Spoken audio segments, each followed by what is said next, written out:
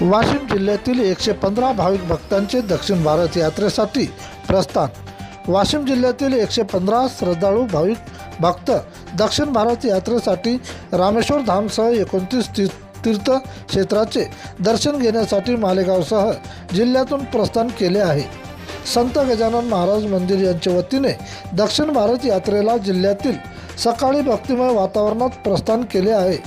सेवाभावी उपक्रमाचा एक भाग म्हणून वृद्ध व ज्येष्ठ नागरिक सुरक्षित, सोयीयुक्त, आरामदायी तीर्थदर्शन घडावे या उद्देशाने विशाल कुकडे यांच्या सहकार्याने यात्रेचे आयोजन करण्यात आले असून यामध्ये भोजन, नाश्ता, राहण्याची व्यवस्था व सोबत वैद्यकीय व्यवस्था सुद्धा करण्यात आली आहे। यात्रेदरम्यान दक्षिण भारतातील बासर, श्रीशैलम, महानंदी, कालाहत्ती, शबरी माता मंदिर, तिरुपती बालाजी, रामेश्वर धाम, कन्याकुमारी, मदुराई येथील मीनाक्षी देवी एकूण महत्त्वाच्या 29 देवस्थानांचे दर्शन घडणार आहे।